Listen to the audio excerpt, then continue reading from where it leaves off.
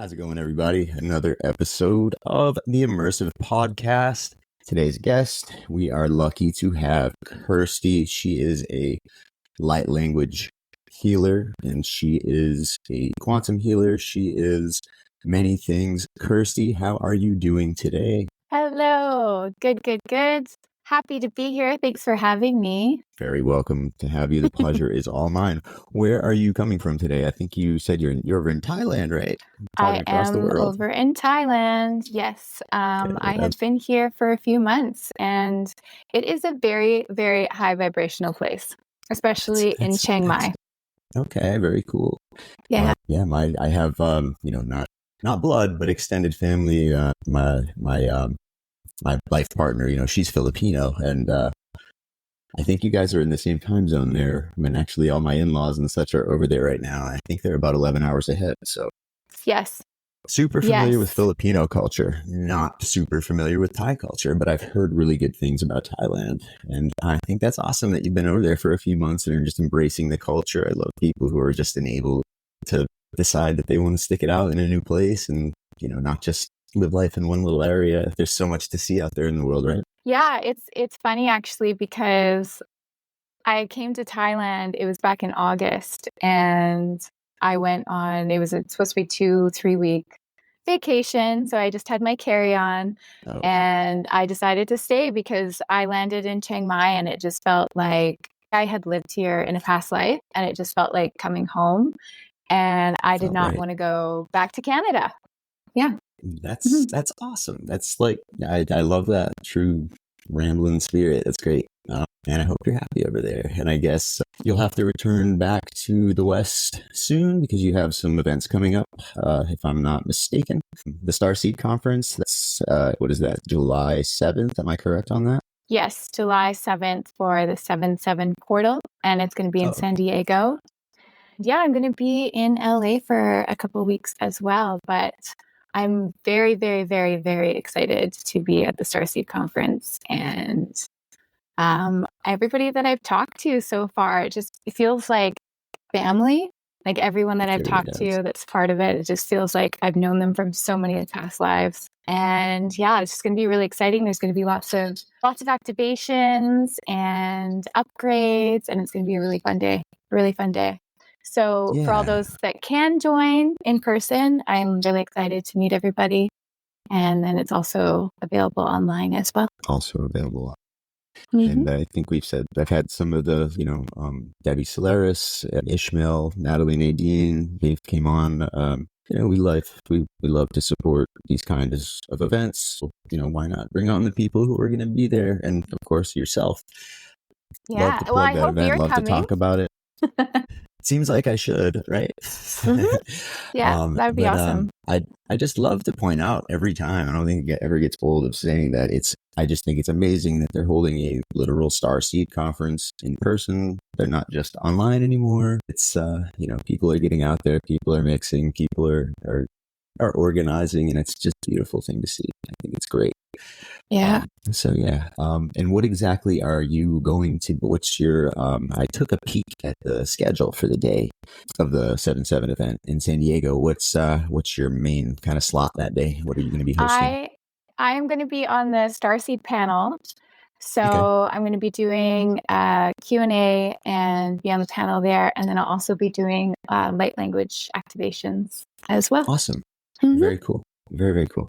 And yeah, I've seen them for anybody who's interested in light language activations and things like that. Of course, check out Kirstie's website, her Instagram page, all that stuff. It'll all be linked in the bio. So definitely, if that's something that you're interested in, if you're watching the show, you likely are. Take a look down there. Kirstie's got some great material out there. I think you'll like what you see. Kirstie, how long have you been living as, I guess, for lack of a better word, as a full-time light worker? How long have you been just rocking Starseed as your identity, and have you been healing? And since you left the 3D, give me a little bit of an origin story on Kirstie. Okay, so my origin story was, so my background, I went to university and got a BA in economics. And kind of just fell into that because that one, it just was the easiest thing that came to me. for university. It's like And an aptitude then, for it. yeah, it's interesting. Yeah. And then I got a job at a hedge fund. And so I was very much in the finance world. I was working to do my CFA. I got to level 2 doing my CFA, which is one of the hardest exams possible. Yeah. And I realized that in all areas of my life, everything on paper looked great. But I always just felt like there was something missing, and I just thought I was doing what I was supposed to be doing. And then a bunch of things fell apart because just my heart wasn't in it in kind of all areas. And I like to say that that was more of like going down Mount Everest for that, and kind of hitting the bottom. The hard fall, the higher, the farther you fall, the more it hurts. And falling from the top hurts. Yeah, because I was at the time I was very much into like just the 3D world. Like I was doing what I thought I was supposed to be doing. Absolutely. And so I went through a really big breakup and just kind of coasting, and just I heard about Reiki, and actually I heard about Reiki, but I also had this very, very, very vivid dream where I thought I was awake and I was actually asleep, and I was in the astral, and I was above my bed. Yeah, I didn't know. And I just remember seeing all these, which I didn't know at the time what they were, but they were like, I thought they were Egyptian hieroglyphics, and they were like coming all around me. And I just felt this feeling of unconditional love wrapping all around me. I love it. It's incredible. Yeah. Because it's, for folks, it's real. Astral travel, and it's all possible. We all have access to it. If you haven't experienced it, it doesn't mean it's not real. It was the best feeling. Like I've never felt that feeling of unconditional love like that before, anyways. And then when those like symbols kind of stopped wrapping around me, I saw this being at the end of my bed, which again, I didn't know what that was. And then it just kind of looked at me, and it was in like the form of like a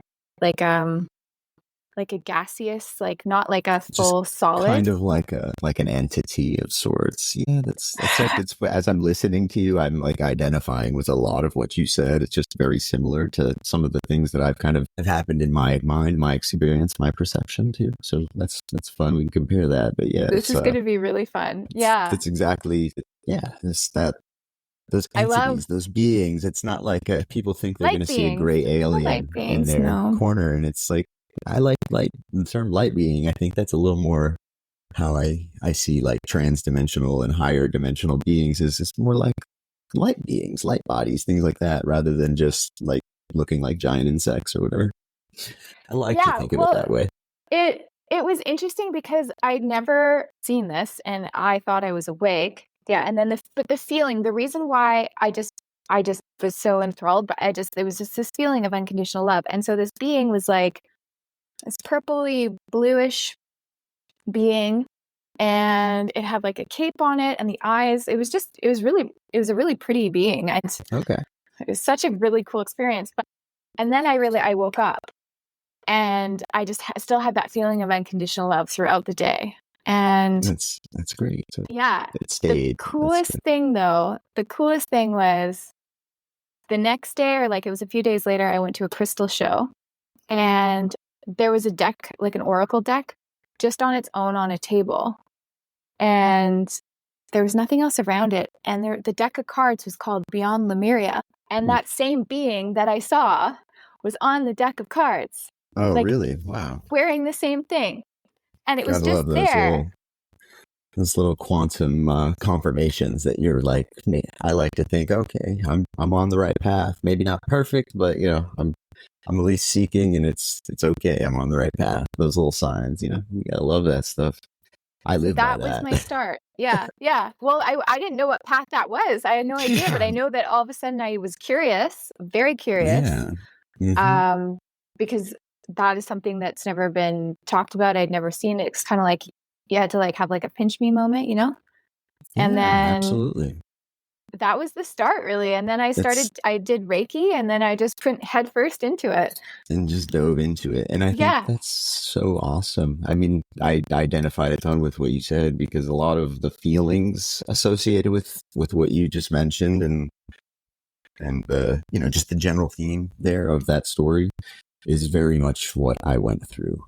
I didn't dive into healing as you did with Reiki and such, but I think that's a great thing to point out, that anybody who's going through, those kind of feelings where I think we kind of often refer to it as like, the dark night of the soul, or whatever you might want to call it, the awakening, the wake up, so many labels. But anybody who's going through those types of feelings, like,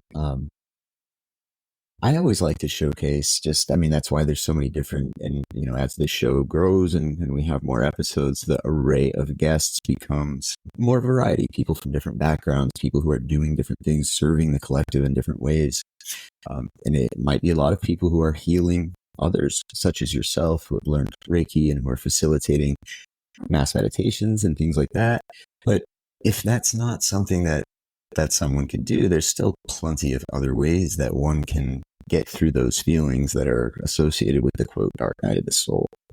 I believe there's always a way that you can, seek self with a capital S, seek higher connection with source, and then serve with what you believe to be the collective consciousness and try to contribute to that quote unquote shift. I kind of believe in the critical mass theory. I think that once enough of us wake up, I think things start to really change. It's my opinion. For example, I'm just having conversations with people who are gifted, like you, doing energy healing and things like that. But that's my contribution. That's what I can do. Everybody is gifted and able to do anything that they want to do. That's what I firmly believe that. And I feel like the dark nights of the soul are very much there to help pivot people in the right direction, because I look back and I'm so grateful for everything that I've gone through. And at the time, I definitely wasn't, but it all led me to where I am now. And I like, I'm sure that's how you feel. And because you just had like a complete 180 from what was your story? Well, yeah, so honestly, quite similar. A little bit different. In my late teens, early 20s, I got lucky. I've always been a musician, and I ended up, starting to get to record as a session musician, and then, touring with a lot of really big acts, mostly as a guitar player. So I kind of was, in the music industry, but not on the front page for quite some time, through my late teens and early 20s. And as I kind of navigated through that world, I reached a point where, things started to become ethically questionable. Hollywood, as stated plainly, a lot of the stories, a lot of the things you hear are true. They're not across the board true, but of course, that type of stuff does happen where there's quote unquote moral compromises to be made to, get into certain positions. Not saying that everybody has to do that, but that was what I found myself in, a place of where I didn't like the person that I was. So anyway, I stopped going to LA. I stopped going and recording all the time. I just came back to Florida, where I'm from. I also went to college. I went to college in Jacksonville, Florida, University of North Florida. And then I ended up working as an interior designer, and I got really good at it. I became, head of design, head of sales, and vice president of a interior design firm, pretty decent sized one here in the Tampa Bay area. And I worked there for 5 or 6 years, and then I went on to work for another company for a couple of years. And of course, for a while, I was fine with it. I loved it. I liked it. Was an art. It's still. I'm an artist at heart, so I still got to practice my, get out my creative side and organize people's interiors and make them pretty. But I was not.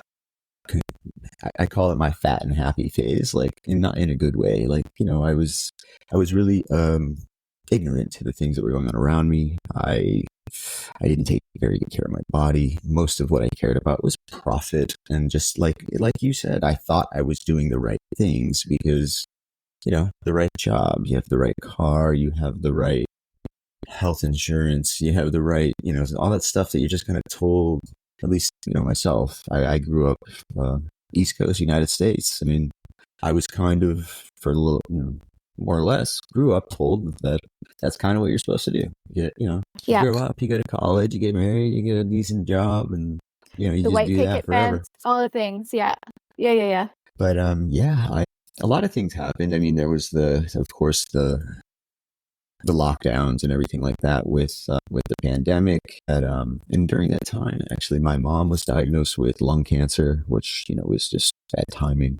But that caused some reflection. I saw a lot kind of inside of not necessarily big pharma, but more what I've kind of learned to see as big cancer. There's kind of a whole industry within an industry there. I mean, there were some great people involved, but all in all, I mean, that whole process, I don't like to, speak on the matter unless I have a medical professional around, but questionable to me if I'd want to go through that process myself. I just saw a lot of things that I thought were really, I couldn't understand why the way that it works. And then I started looking internally and at my own life and seeing what I was doing, what I cared about, and what drove me. And I stopped, like you had mentioned, I all of a sudden went from having like amazing months and lots of sales and lots of projects done to just barely getting by. And, hey, Tyler, what's going on with you? Like, are you even working? Like, no, I'm just going through a dark night of the soul and going down rabbit holes on Reddit and all that stuff. And I'm scared. And Yeah. then I finally had, and actually it's also another parallel. I've always been a meditator. That's something that I've never really let go of. But I ran into the CE5 protocols when I was first kind of doing this, I having that dark night in the soul, maybe about 4 years ago or so.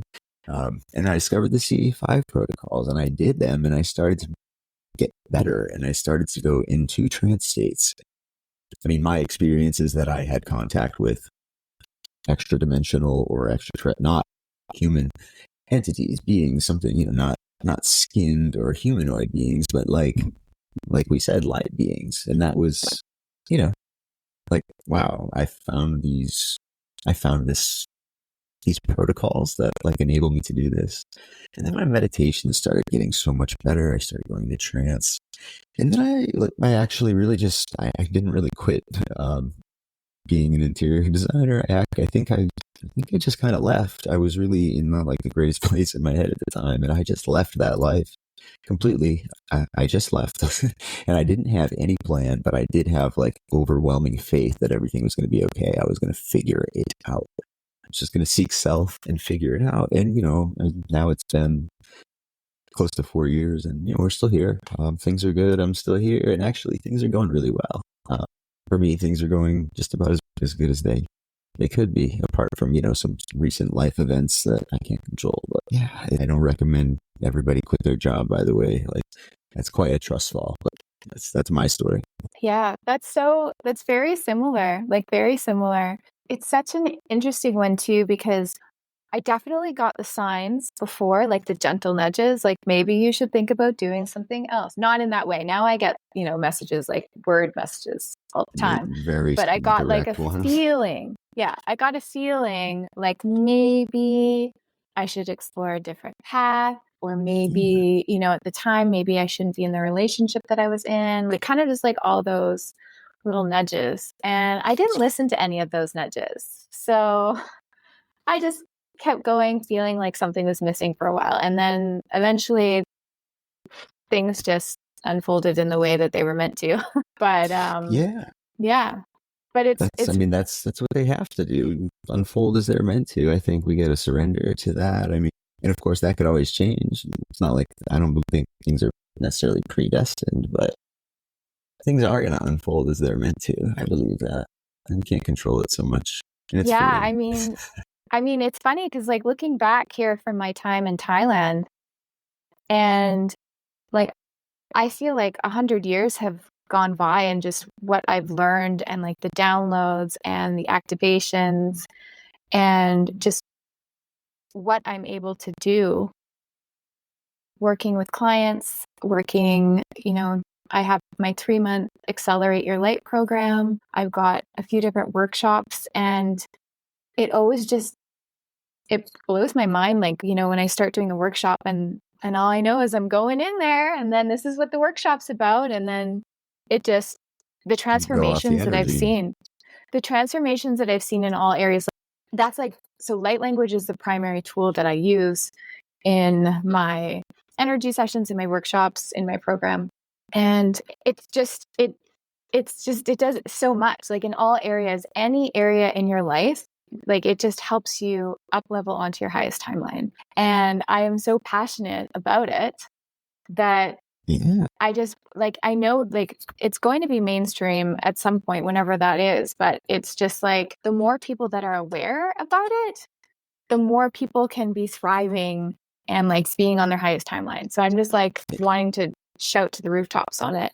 And it's so true. Mm-hmm. And I know like sometimes like when did you first hear about light language? Like when did you first hear it? And were you like, oh, what's that? Or were you like, so like myself, like I guess I first started hearing like light language, you know, from people like yourself and yeah, you know, just people who at least have social media. That was probably where I first heard it. It was like Instagram or whatever. Probably 2 years ago or so, maybe 2.5 years ago or so, I started to, you know, because that was, you know, everybody's algorithm is kind of set to a certain way, you know, that's, I guess, when I started seeing that kind of thing. And, you know, of course, at first, I didn't even understand like what the concept was like at all. But by that time, and I think this is an awesome way that the universe works, is that, you know, by that time that I was exposed to that, and, you know, it was gradual. You know, I was always being shown like conspiracy theory videos and quantum physics videos and things like that, stuff that I could just totally wrap my mind around in the 3D sense. And then, you know, I feel like, you know, my oversoul, my guides, whatever, is something made it. So like, yeah, he's ready now. He'll at least watch that video. He might not understand it, but he'll entertain it, you know? And now, I mean, a couple years later, well, one thing, I had somebody do some light language on the show a week or two ago. And by the way, if you would like to bless us with some showcasing of your light language before the show's over at the end, that'd be awesome, because that's kind of something that we like to do here. Yeah. And the other thing that I saw, I don't know how many people watch the show 90 Day Fiancé, but I know it's a very popular show on TLC, which is like a pretty mainstream network. I know about the show because, you know, my fiance, my mother, she's recently passed, but my mother has always watched that show. People around me, they've always watched that show. It's kind of a corny reality show, but it's very popular in the mainstream. It's a very popular mainstream dating show where they push, you know, the most mainstream products in their ads.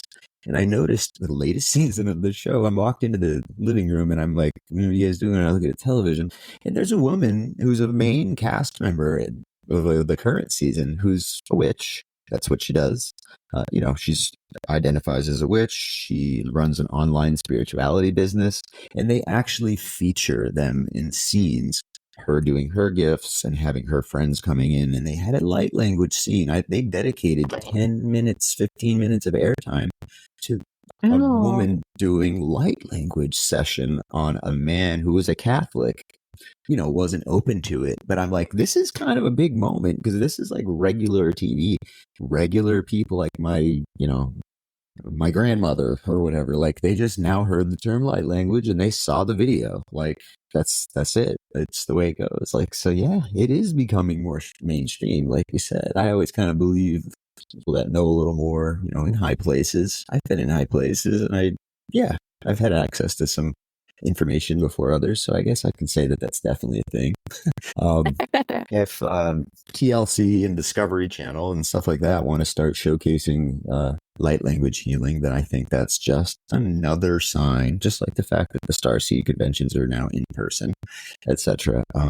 It's just another sign that it's growing. And like you said, that one day it'll be mainstream. One day, that's the new earth to me, that, you know, like doctors come back to being healers and oh yes, you know, all that fun stuff. Yes. I could talk about that, but I'm not gonna get into that without. Yeah, I always wonder, like, I don't want to get too.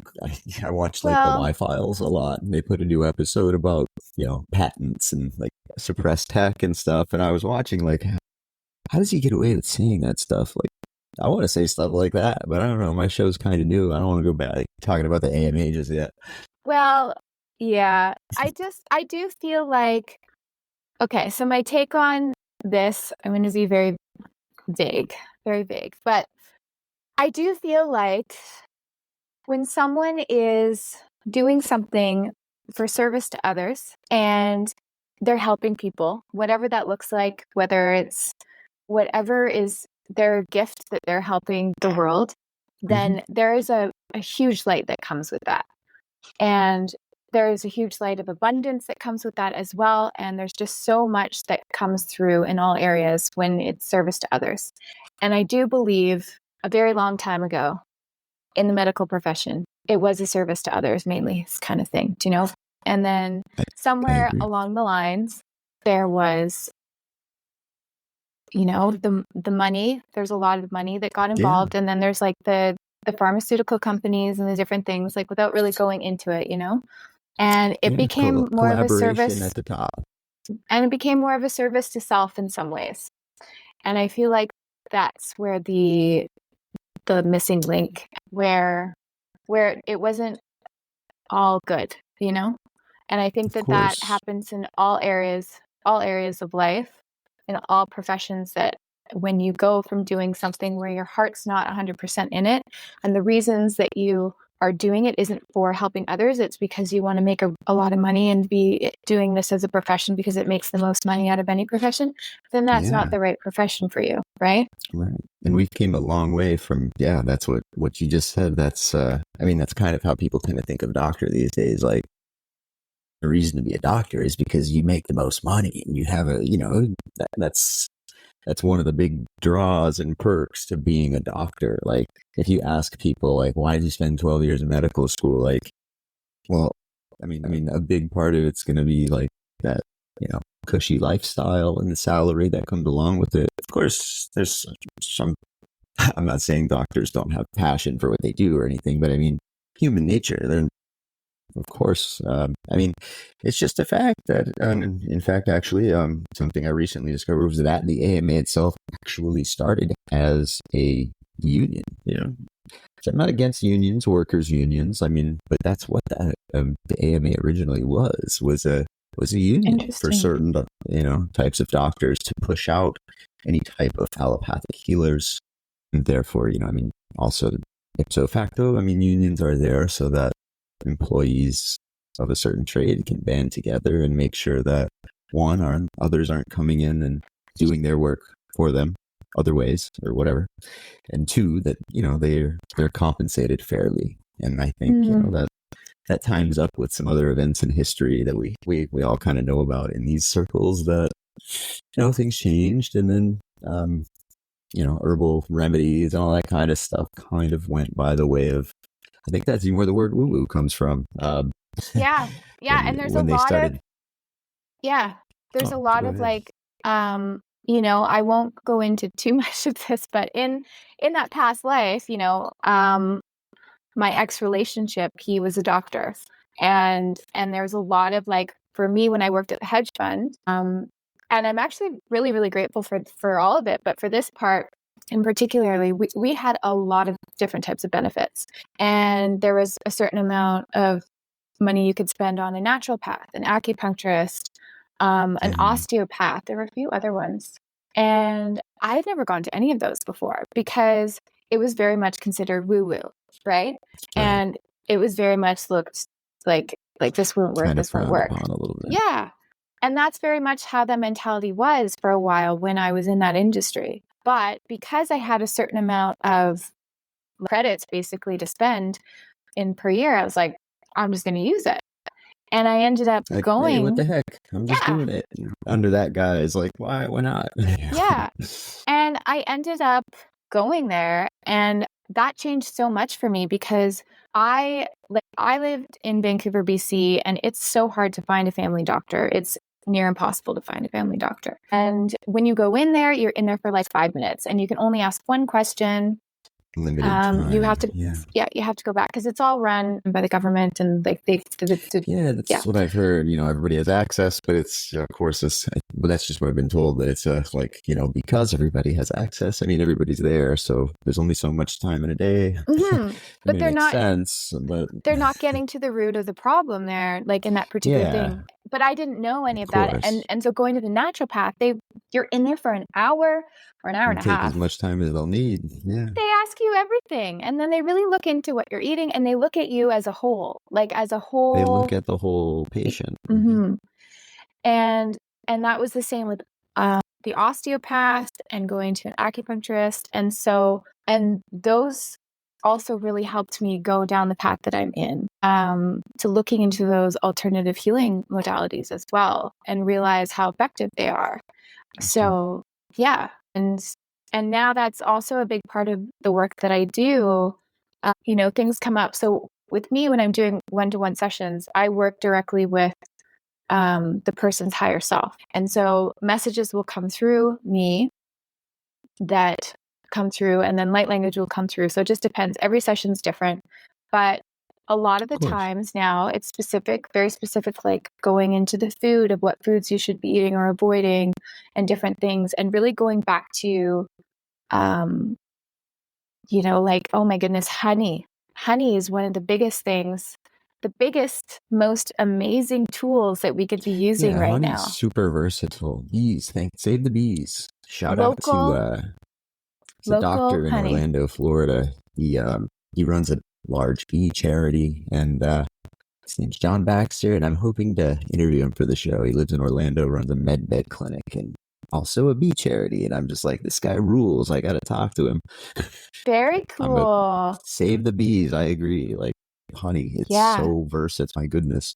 Well, they're starting to open up. Did you know this? They're starting to open up like Airbnbs, like right above honey hives, because they're just realizing now that the healing benefits of the frequency of like the beehives, the humming of the beehives. And then I've even actually before I had ever been exposed to that, kind of funny little like story, I don't know if you've heard of like actual bee sting therapy, but that's something that people are also doing, similar with to acupuncture, certain pressure points in the body. And I only know I was introduced to this when I was probably 23 or 24, and I was working on a property for this woman that I just knew, and I was doing like some woodworking or carpentry or something like that. And she came to me and she said, "Hey, can you come do me a favor?" And she was a yoga instructor, and I knew she was like a cool, whatever. But I was kind of had an idea of the like kind of person she was, what kind of things she was into, natural foods, natural healing, all that. But she had, beehives that she had harvested, and she pulled out a jar of bees, and she asked me if I would sting her with the bee, like in a very specific spot. And she told me all about bee sting therapy and how, it's okay. The bee, the bee knows it's doing you a service, etc. Because that was my first question. Like, well, doesn't the bee perish when it stings?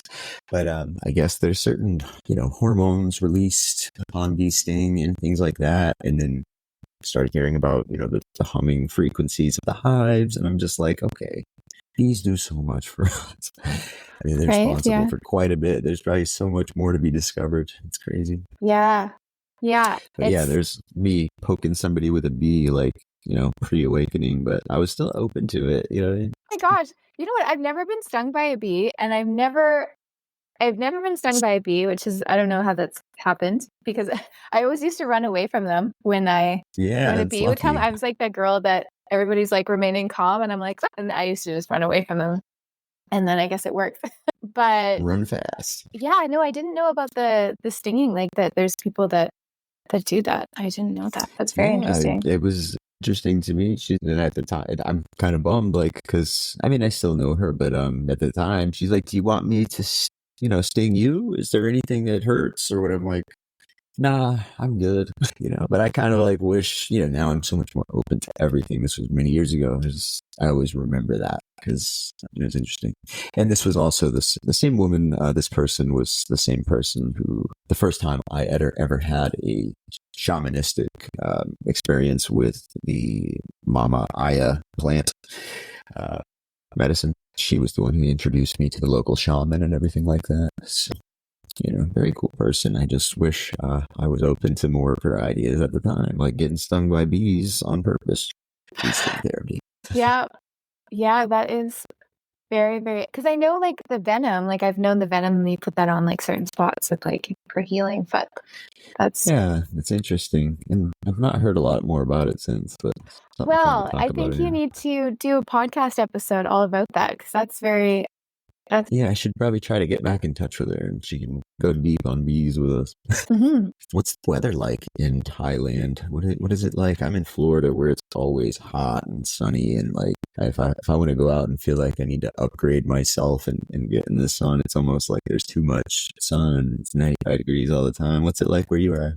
It's basically right now it's going into the monsoon season. It'll rain like for like 5 or 10 minutes, like a light rain, like just dump. But other than that, it's been like a summer, like constant summer all It's great. year. And I feel it's so funny because like I left Vancouver in August. Like Vancouver, Canada is very much a rainy city. Like it rains all the time. Yeah. And Cloudy, rainy, just yeah.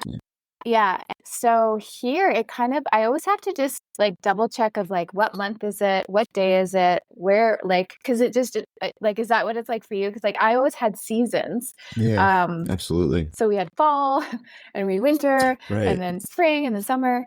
And then this, it's been like one long summer, which I love it. But I'm always just the same most of the time. yeah. But I'm like, I'm like, I just forget what month I'm in always. Like I could still be in August. Time is definitely, I don't know about you with time, but time for me. Fake. Well, yeah. Definitely 100%. But I mean, of course, we might need it as our society at the level that it's at as a collective at the moment. I guess time still has its place. Like, you're in a different time zone than me. We wouldn't have been able to link up if we didn't have the time system to rely on. But I think we can do better than that. I don't think we need. I think there's a lot wrong with time. I think there's been a lot done to it to kind of make it seem a lot more important than it really is. It's yet another way to label and codify and compartmentalize things. I mean, time, I think they say time is relative. Everybody says that. It's every Western person I know has at least said that once. And time's relative, but I think it really is. Like when you're having a good time, you, the observer in the quantum world that we live in, that we know we now live in via actual experimentation. I really believe that, like, when I'm having a really great day, a really great time, and I'm out with people that I love and doing something that I love and enjoy, and time seems to go by fast. I don't think it's that time just seems to go by fast anymore. I think it really is going by faster, and by the observation effect, everything that I'm looking at to check the time, which is me just checking the time. I mean, we're going to say time is an illusion. Me checking the time while I'm having a good time, which is often something you don't do. You just keep having a good time. I think that time really does speed up. I think it also can slow down when you're having a dreadful time and you are spending way too much time dreading the present. And I think the lesson is to stay in the present, so you don't have to worry about the future or regret the past. And you can always be in the present, and you can always be good in the present. You can always make the next right choice in the present. And that's obtainable. None of us can change the past or the future without it's interesting. It's interesting that you brought that up because I'm actually in the middle of writing a book, and one of the chapters specifically is all about time and how time operates. We can slow time down, we can speed it up, and there's so much that's going to be coming through about time. That, yeah, I mean, I'm very close to being done, and I can share more about that when it's done. But it's very interesting. That's exciting. I've again, like, just, and congratulations. Thank you.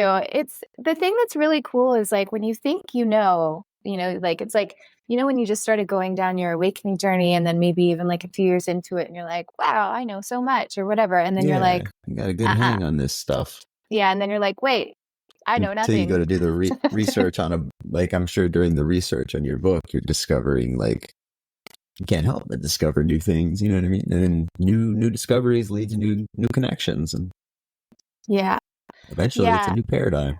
Yeah. It's so interesting. I think the best thing one can have is a curiosity on all things. Absolutely. Like, I think that's open. Yeah. The more, I think that's how we were as children. We were open, we were curious. Everything was a playland, everything was magic, potentially magic anyway. Yeah. We lose that somewhere along the way. No, we do sometimes, and then we all come back to it. And that's one of the best things is like to have more play in your life, more joy, and to do things. Like I'm always reminding people to really go back and think of the younger version of you. What did they like to do? What did they like to play with? What hobbies did they like? And starting to do those again. Because I think so many of us just forget. Like I used to sing, I used to play the piano, I used to love doing both of those things. And I stopped doing them in, I don't know, high school? Yeah. I have a piano in front of me. It's on the other side of the piano. Oh, do you? Yeah. It's beautiful. Like it's just, that's medicine and healing too. Music and absolutely. Yeah. Yeah, that's so cool to hear you say that because I've experienced that myself. Now I play music again, but and I'm recording again and I'm playing a little bit more, writing more, but I'm not doing it from a place of like trying to sell songs or anything like that. I'm just having like a fun time creating. To me, it's playing. It's being a teenager again who just loves the joy of just purely playing a guitar or my piano or whatever, singing, putting a song together and having it, wow, it sounds pretty good. Just creation for creation's sake. And there's so much that goes on behind the scenes there across your multidimensional being. That's like getting codes and knowledge and downloads when you're doing that and you're doing what lights you up. Yeah, absolutely. That's, and that's, I think it goes into the authentic self. The authenticity is, it's been said, and I truly believe that authenticity is like the most powerful feeling, the most powerful attitude, the most powerful human emotion that one can have. The feeling of authenticity is just so real. It's so rare that you see a person who truly, and I think we're seeing it more and more. I mean, in the communities that I run in, and then I guess also on the other end, the media seems to be blasting that we're seeing less and less, and we see that there's a lot of sheep. But I mean, I don't know that that's exactly how it really is. I see hope. I see people rising. I see people awakening, not rising in a violent way, but just waking up to the truth and wanting a better humanity, a better humanity. We can be better. It's exciting. And it's all exciting. It's like doing the things that bring you joy. And, maybe a new hobby or maybe something that you did when you're younger. That's like starting a new path for you that's like going to be leading you right to your future self. Like I just fully believe that. And like that'll align you to exactly where you're meant to be going. But being in those moments of joy and being outside. I know. I think we're definitely a generation anyway who's lived a life far too inside. I mean, and on technology, right? Yeah. Screens and inside. I mean, but what about the sun? What about the sun? I've heard doctors talk about what do they call it? It's like tech back, something like that from the kids. They like that look down on their, like they're always like this or on the computer like this. Yeah, kids are getting carpal tunnel from typing too much, stuff like that. When I was a kid, I think I was like the last tip of that generation where we still just took our bikes outside and like drove to our buddy's house and was like, "Hey, you want to come out and ride bikes?" And then we came home later. But now it's like everybody's like the 3-month-old is on the iPad. Yeah, I see. Yeah, absolutely. Yeah. Very, very young children are on the iPad and on the iPhone and on the Instagram and on YouTube and everything. It's a different world. I'm not saying it's all bad. I think I think the way to handle that is to use those things that can be viewed as negative, like social media and artificial intelligence. And okay, well, they're here and let's transmute them. Let's use them for positive. That's the best that we can do rather than condemn them. We can use them for positive. Well, And, exactly. Like, look at the growing community that you have, or like in the growing community that's there that we're all able to share together, and we're all more able to people collaborate. Yeah. Yeah. Yeah. And so that's social media, right? And if we didn't have social media, then there you go. So, Right. Yeah. I mean, there's so many people that I've connected with that just ended up being in like a little group with them on social media. And, just because we know some of the same people, or we happen to like some of the same reels or follow some of the same people, whatever, it's so surface level at first, but then you almost like, I mean, if you really are open and such, and I'm not recommending you go and just open your soul on social media and try to start inviting people to have sleepovers, do so at your own risk. But, I've really connected with like people who I've like in ways that I did not connect with people before.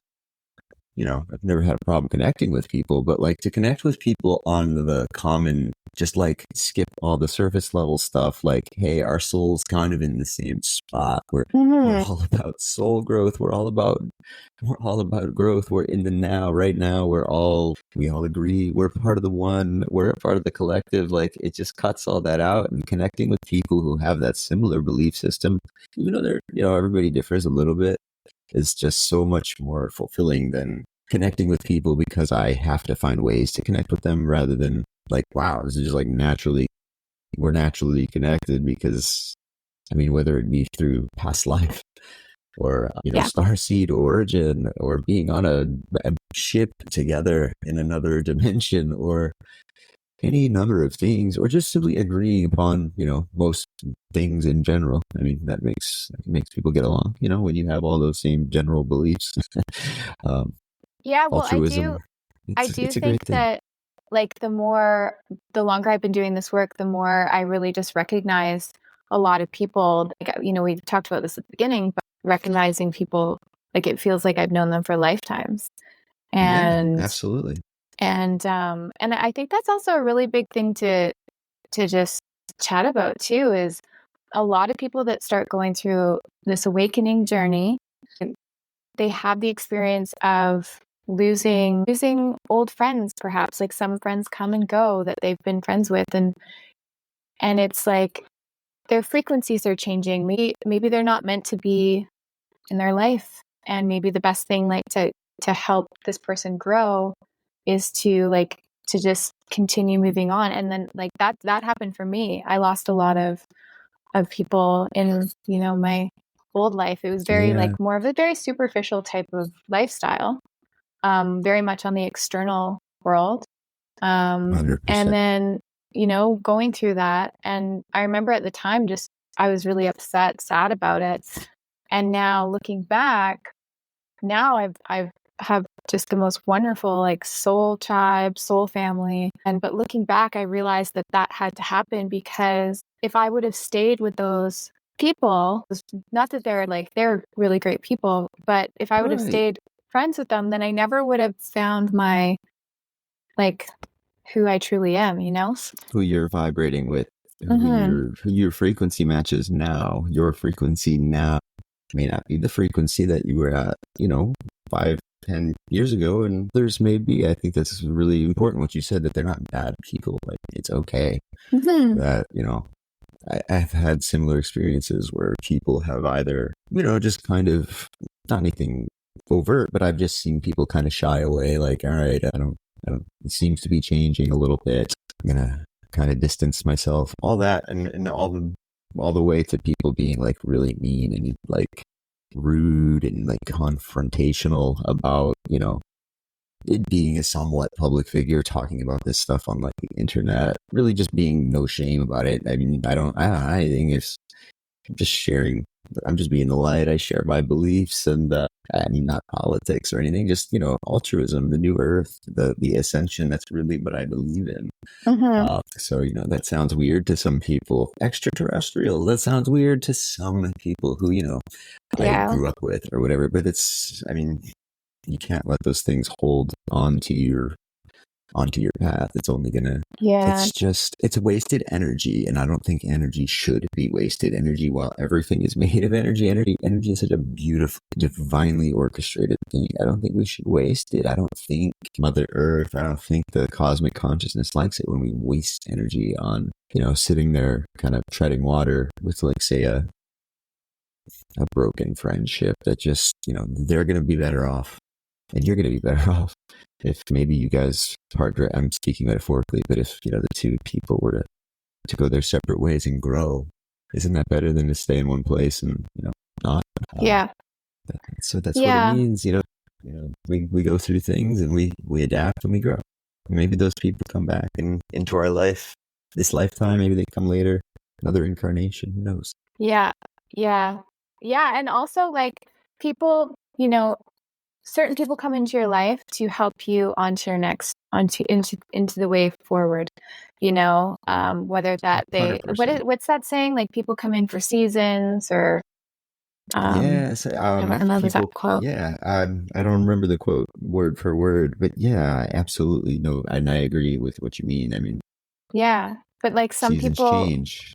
Yeah, and but just to enjoy them well, like, enjoy the moments and appreciate the moments. Enjoy that summer, like and nothing's summer. forever, and appreciate, for how long that friendship, relationship, say they weren't meant to be in your life.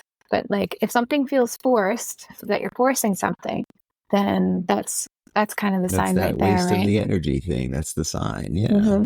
Yeah, I agree with you there. Yeah. Yeah. I think that's a good self-test. If you feel like you're really just wasting effort, if you're just forcing something, it's not working, you're treading water, that's at least a sign, maybe, that not that you're doing things wrong, but maybe that it's just you're growing. You're a snake who's got a little bit of skin to shed. You're a seed who receives some water and you're ready to, grow, pop up out of the dirt. And it's okay. I think it's important to remind people that, like, these feelings are, you're less alone every day. There's more and more people that are having these types of feelings, and it's a part of, I believe, the collective consciousness waking up. I think there really has been a shift. I've had the opportunity lately to have some really great experiences with, like, Akashic readings, energy healing, Reiki. I did a regression hypnosis session. It was like Wednesday, so not long ago, just a few days ago. I've been getting, like, really, really, really good, tell. Of course, there's always obstacles to overcome. There's always challenges, but I try to be a little more optimistic than I used to be. I mean, I used to be big on the, I do believe that there is a kind of a shadow group of people out there that kind of control things. Some refer to it as the cabal, and people say Illuminati, people say whatever. But I mean, I think there is, of course, this shadowy elite that's kind of in more or less control of most things in the 3D world. But I don't think, like I used to think, we're like, no, we're doomed. We can never beat them. It's not them versus us. I really try not to think in those terms. I try to be optimistic and hope that even those people can wake up. Even those people can stop. And if not, I mean, the critical mass, enough of us. Like I mentioned earlier, the CE5 protocols, that's all based on, it can be singular, but it's mostly based on group meditation with a collective group consciousness, coherently, just letting beings know, extra entities, extra dimensionals, etc., know that, hey, we're here and we are becoming peace. And if you'd like to contact with us, please do. I mean, I've had those experiences with, like, the CE5 protocols, and it's incredible. Like Dr. Stephen Greer, the founder of the CE5 protocols, and that's what he says. He believes in a critical mass of, people to get to a certain point. Once there's enough of us, whether it be a percentage population or a certain number, once enough of us are actually making contact with, whether it be extra dimensionals or our higher selves, a higher dimension, via whether it be meditation or hypnosis or just living through, seeing through the veil enough to think in that way. I think once we get to a point where, as a collective, our average view of things is of a certain way, that we will rise up, and there isn't anything that any, negative entity or group could do about it, because the scale will have tipped at that point, and that's kind of what I hope to be a part of in my lifetime. Not a Oh yeah. revolution, but It's just, I want to rise up. I want to be there. It will be. I will be too. Yeah. Oh, you so will be. Yeah. Absolutely. Yeah. It's pretty amazing. It's pretty amazing. And again, that too is it's just more and more people are hearing about it, and more people are starting to look through to alternative healing modalities, looking through to meditation. And I mean, I love people. Well, that's the thing. People think meditation has to be structured in a certain way. It can be in whatever way that you enjoy works. doing. It's not like one size fits all, but of course. Yeah, I mean, and I've you just do had run and you run like guided meditations. You do that through your website and stuff like that, or do you do one-on-ones and things like that, just for anybody who's listening? I do one-to-one guided meditations. I do my workshops. I do group meditations. I am going to be doing I'm going to be on the All Shift Happily meditation with Tim Tactics too later in the month. So that's going to be really fun. So we're associated with we love them. Tim will be coming on the show. I forget the date, but yeah, Sarah Zula. She'll be on later in the week. Sarah Cosme next week. So we love the All Shift. We love the All Shift Happily Now crew here. Yeah. So I just got invited to do that. To do that this month. So I'm super excited to do that. That's awesome. That's another one too. Congratulations. Thank you. Congratulations. Absolutely. I'm very excited. All this stuff, guys, will be in the links there, because I'm really about that. If you want to find Kirstie, I don't want you to have any trouble finding her. Her links will be in the bio. Yeah, and I guess I'll just throw this last one. I do Akashic record reading and galactic lineage report too. So yeah, her website's actually rather impressive, rather intricate. I went through it. Obviously, I'm responsible. I check out people's websites before I interview them. And it's honestly, she's got a great thing going on. She's got some also, can't fake this, she's got some great testimonials on there, and they're verified true testimonials. So I mean, she's making waves. She's being invited to speak on panels. She is this is the new earth that we're seeing here. This is what we're doing. This is what we're here. We're Natalie Dean said, we're mixing our energies together. We're here. We're out there. That's what we're doing. Yeah. We're here. I'm beyond grateful that I get to share my light with so many people, that I get to help so many people. Yeah, it makes me so excited getting out of bed each and every day doing this. Like, I absolutely love what I do. Me too. Love it. Even at, we're taped 8 or 9 episodes of this show. It's so new, but it's so much fun. I look forward to getting up every morning and coming into my office and my kind of studio that I have here. I look so forward to having these conversations with people like you, and even the days that are packed with 3 or 4 of them, it's like, that doesn't feel like a work day. I love having these conversations. I love talking to a light language worker, and then a hypnotherapist, and then a plant medicine facilitator, all in the same day. Amazing. And just letting them showcase their gifts, let them share what they have going to the audience that I have at the time. But I think we're gonna grow in audience size. We are properly listed on Spotify. We're always up on YouTube. We post a lot of clips, myself and my producer Jane.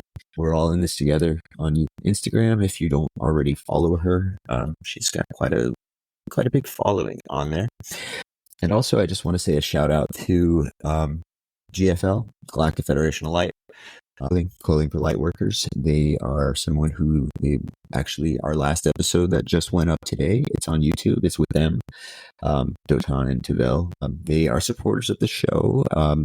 There's a link in the bio for GFL clothing.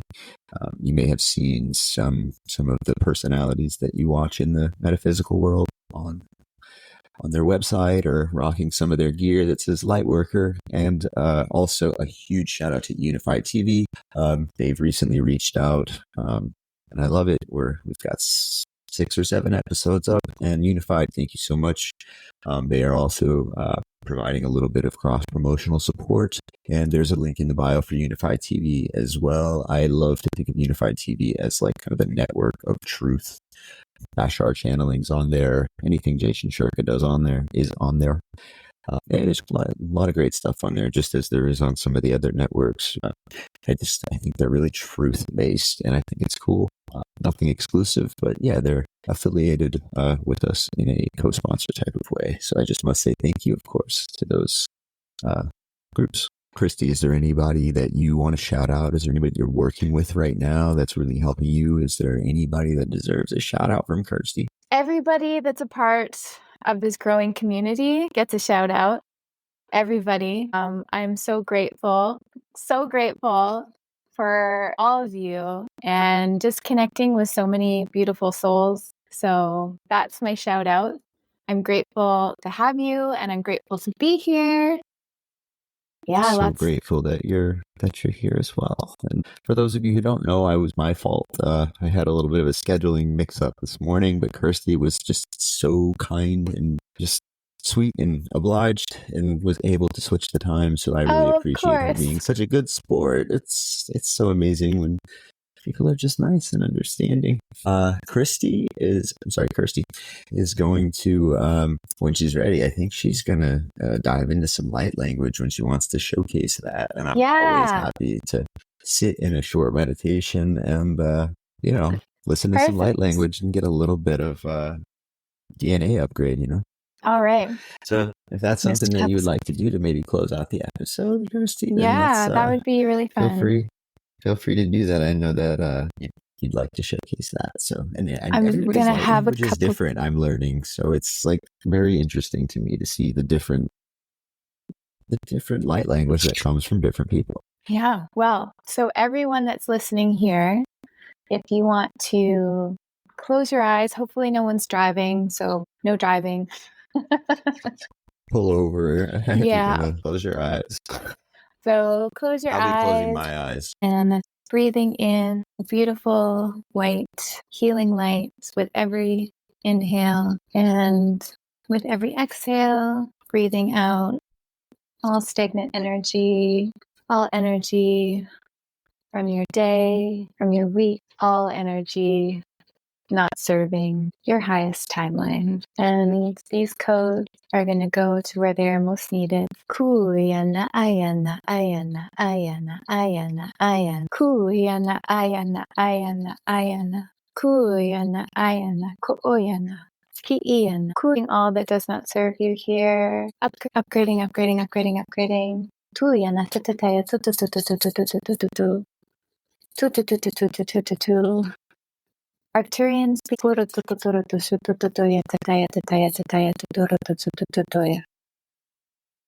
Kuliana ayana Myrons, please assist. Light here, having a light smile on your face, tapping your shoulders. Tuyana ayana atorotokoshikiana ayata ayatokorotisikiana ayana. Koyana kiana ayana katoroto sikiana ayana atokotoroto sikiana ayana katoroto sikiana. Tapping your throat. Tiana ayana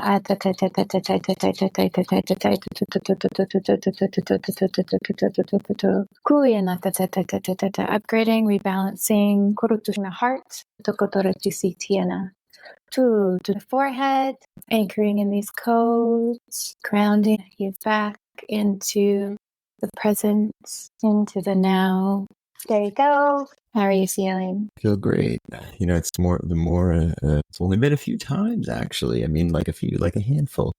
The more that I've been like subjected to light work and sitting there and just really intend and meditate on it, even if it's for a short time, I really do, it's a common theme that the past 3 or 4 times. It's something where I sway like I do when I'm in trance.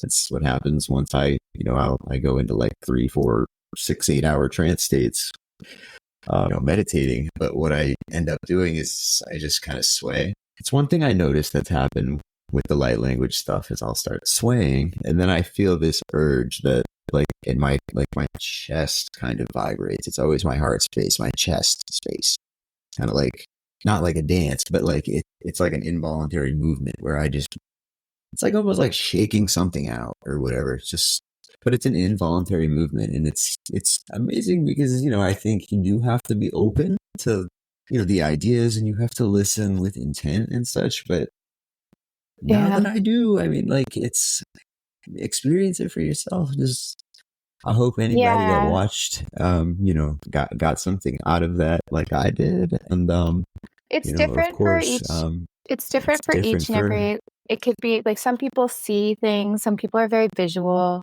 some people feel, some people hear, and some people have, a whole mixture of things. Sometimes people can smell like maybe like flowers or different things that come through, but it's all working across your multidimensional being and going to where it's needed most. It's an incredible 100%. technology, light technology, there's much merit to these movements that are not new. Actually, we're out here now. We're making a little more noise. We're having in-person conferences, and we're having regular guys who would have never even known what light language was have a whole podcast pretty much dedicated to people showcasing those kind of gifts. We're changing the world, and that's awesome. Amazing. Kirstie, you can find Kirstie on her Instagram, her website. What's the name of your website, Kirstie? Just so you can say it out loud. KirstieLauren.com. So KIRSTIE, and then Lauren, LAUREN.com. And then my Instagram's Kirstie Lauren Being, as in being, light being. Yeah. Absolutely. And right there on her website's great. Like I said, I checked it out. It's like, I was impressed by it. There's a lot on there, a lot of information. And her Instagram is filled with, videos kind of showcasing some of her gifts, what she does, and all that fun stuff. So definitely check that out. Hopefully we'll get some clips, some sound bites from this episode so we can get those out there and collaborate a little bit on the socials and stuff. That's always fun. And I certainly don't plan on this show stopping anytime soon. So, hopefully when we're still going in a few months, maybe you want to come back on and we'll check back in with you. Absolutely. Thank you. Would love to. I think it's starting to look more and more like I might end up seeing some people out at one of these conferences or another, soon. So I hope we run into each other. And the Immersive Podcast, guys, we're on YouTube, Spotify. The Spotify episodes tend to go up a little quicker. Those are just audio, and then the YouTube goes up after that. I just put up a new episode yesterday with, I think I mentioned this earlier, but with the founders of GFL Clothing. That was our episode 6 that went up last night. Kirstie, you will be airing soon. We do things pretty quick here on Tip, the Immersive Podcast. And, please like, subscribe, share, all that fun stuff. It really helps with a new show, a new channel. All of our growth so far is very much organic, and I appreciate each and every single one of you who ever has watched one of these videos. And we're working on a lot of things. Like I said, we've got a few people we're working with. We'll have some merch coming out soon. We'll be at some events and just news to come. Kirstie, anything you'd like to say before we sign off? Thank you so much for having me. I absolutely loved chatting with you, and you guys are going to be here for years and years and years. It's going to be amazing. So thank you. Manifest. Done. Yeah. It's happening. It's great. It's great. You will be too. You're just getting started and you're going to blossom. I know you probably feel like you've already blossomed and you're doing great, but I just see great things for you in the future. You're only going to see higher highs. So that's amazing. And we're glad to be all on the same team and in the same club. I am the host of the Immersive Podcast, Tyler. Shout out to my producer, Jane. She is she was on the Roundtable episode prior to this one. So she does occasionally hop on camera. Not on every episode, but she does occasionally hop on. So shout out to her and all she does behind the scenes. Everybody take care. Have a great rest of your day or night, wherever you're coming from. And I always say, light, love, and magic. Tyler out. Bye. Thank you.